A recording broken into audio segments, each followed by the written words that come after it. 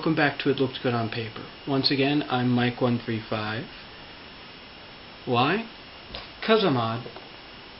Welcome to my first review, in which I will be reviewing Blue Haven by C.J. Box.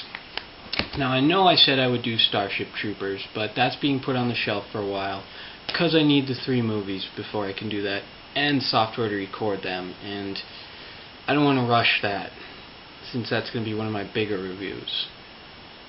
I would also like to take a minute to encourage you all to vote, to leave comments, to send me a message if there's something you would like to see.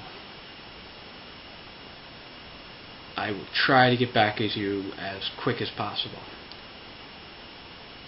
Now then, are you ready, Magic Text? Alright. Let's take a look at Blue Haven.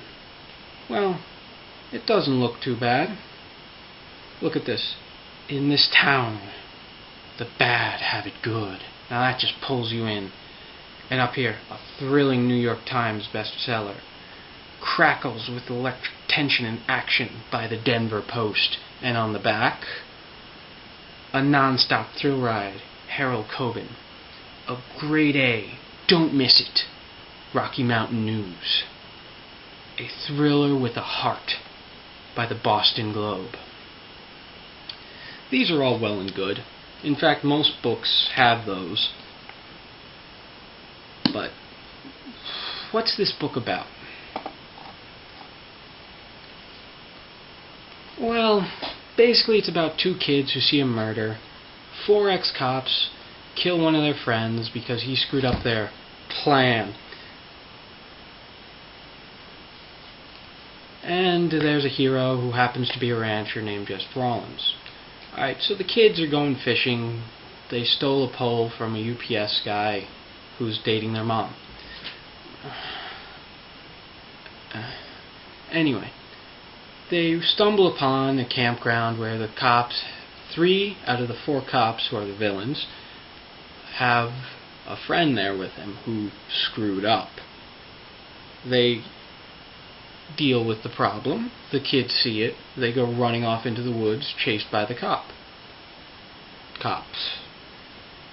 And they stumble upon the 4th member of the group who takes them to their house. He almost calls the cops. He almost calls his friends to come and get them. Alright, Magic Text, good point. Why didn't they just call the cops? Well, you see, after the kids disappear, they reason that the grown-ups that aren't going to believe them. It's a pretty good point. You wouldn't believe a kid who said he just saw a murder too well. So they wind up running through the woods, lost. The search is on for the kids. In the confusion, the ex-cops take over the police station. The sheriff, asshat that he is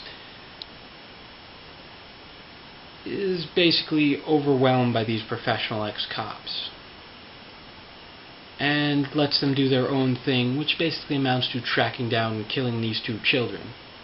Now, it's at this point in the story where the ex-cops, they do have names, but it doesn't matter,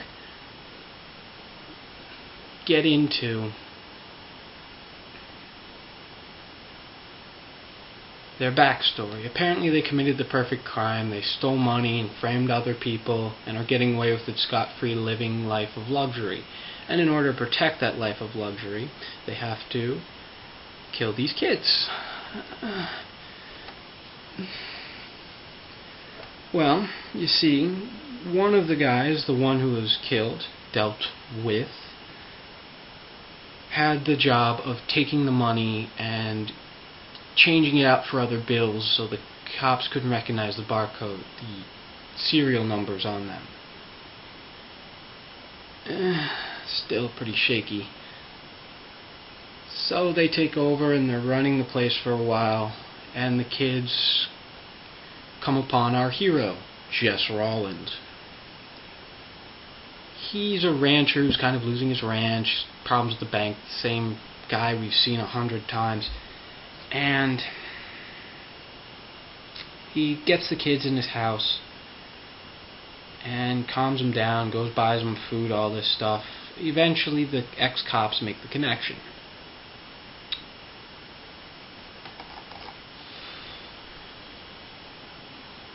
They eventually put the kids at Jess Rollins' house, and they go try to take him. Now, Jess makes a stand against the cops leading up to the climactic moment of the book, and he even has this really cool moment where he's charging down the hill with a rifle, shooting at one of the ex-cops, the only one left alive.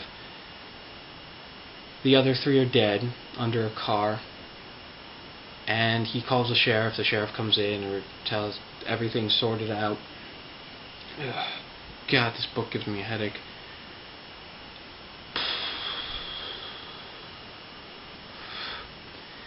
And if the book had stopped there, it wouldn't be so bad. In fact, it'd be pretty good. You know, you get a hero, he saves the kids, saves the day, everything's good. But they don't. Apparently Jess got shot during the fight.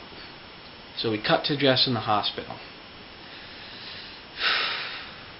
And he lives long enough with mortal wounds to see everybody in the story, all the pointless damn characters come and go, and even has time to sign over his ranch to Annie, one of the two kids.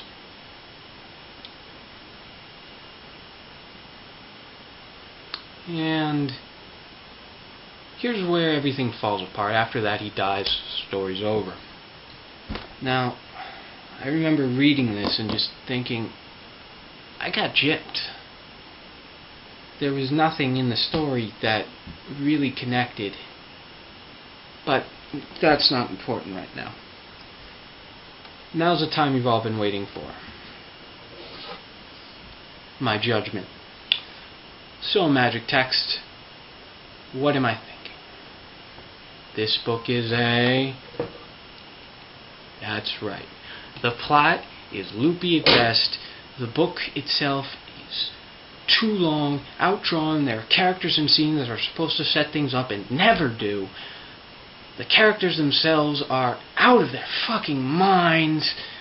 Oh, God, it doesn't have a good ending. And I'm not talking about a happy ending. I mean an ending that makes you think, no, it just ends. Just boom, ends. It's a depressing ending that didn't need to happen. So, this book is going to face my machete.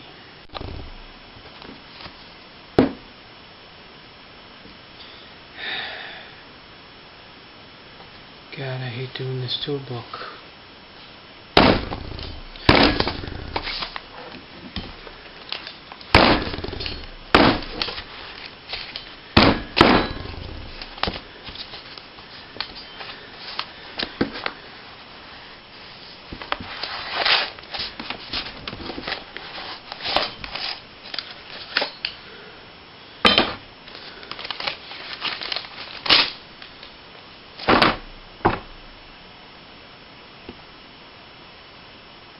I hate when I have to do that to a book, but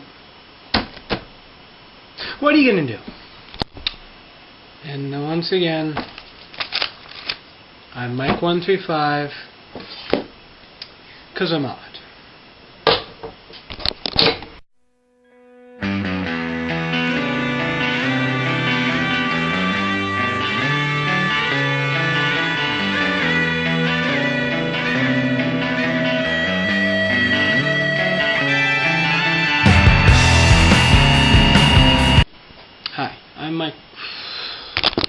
Hi, welcome back to It Looked Good on Paper. I'm Mike135.